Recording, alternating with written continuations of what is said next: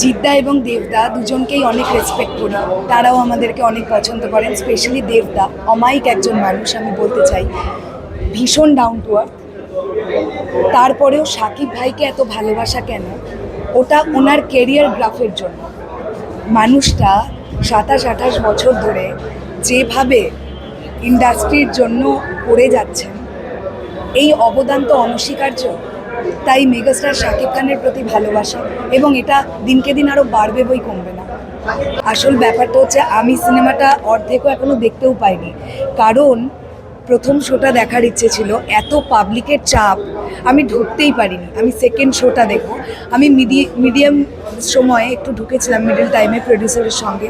যতটুকুনি দেখলাম, সিনেমার গুজবাম্পস মোমেন্টে ভর্তি। আর ঈদে গুজবাম্পস মোমেন্টই দরকার হয়, তাই আশা করছি প্রিন্স দারুণ যাবে। কেমন লাগছে যে ওনাকে সিনেমা এবং গান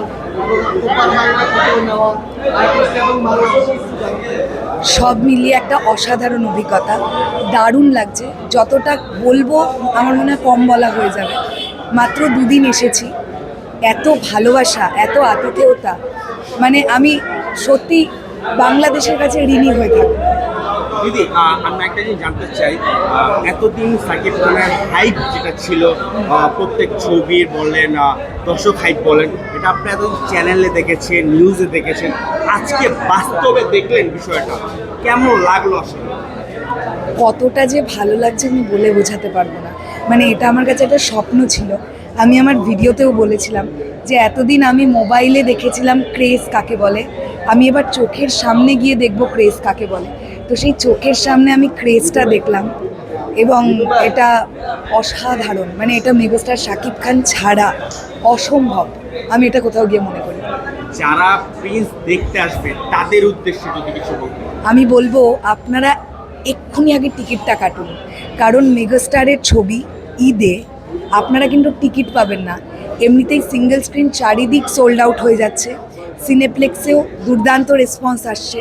তো টিকিটটা এক্ষুনি কাটুন। আর প্রিন্স কিন্তু মিস করবেন না, কারণ প্রিন্সের মতন লার্জার দ্যান লাইফ সিনেমা, এটা ওটিটিতে দেখার ছবি না, এটা বড় পর্দায় দেখার ছবি। তাই সকলকে রিকোয়েস্ট করছি, প্রিন্স দেখুন। প্রিন্স আমাদের মেগাস্টার শাকিব খানের ছবি, আর মেগাস্টারের ছবি মানে সেটা ভালো ছবি হবে। শাকিব খানকে নিয়ে মানে নেক্সট কোনো পরিকল্পনা এর থেকে বড় হওয়ার সম্ভাবনা দেখেন? সবটাই দর্শকদের ভালোবাসার ফলে সম্ভব। যতটুকুনি যা হয়েছে, আমরা খুব ছোট্ট চ্যানেল, আমরা চেষ্টা করি আমাদের সততা মেনটেন করে কাজ করে যাওয়ার। দর্শক যদি ভালোবাসা দেয় তাহলে আমরা এগিয়ে যাব। আর হ্যাঁ, কুরবানি ঈদে রকস্টার আসার কথা। রকস্টারের সময়ও বাংলাদেশ আসার অনেক ইচ্ছা থাকলো। যদি ওপরওয়ালা সুস্থ রাখেন তাহলে আবার বাংলাদেশ আসবো। বাংলাদেশের সিনেমা আপনাদের উপর বাংলা সিনেমার সাথে পাল্লা দিয়ে এগিয়ে যাচ্ছে কিনা? অবশ্যই এগিয়ে যাচ্ছে। বাংলাদেশেও অনেক ভালো ভালো কন্টেন্টের উপরে কাজ হচ্ছে। বাংলাদেশেও দুর্দান্ত কিছু লোকেশন এক্সপ্লোর করছেন ডিরেক্টররা, এটা অবশ্যই একটা ভালো দিক।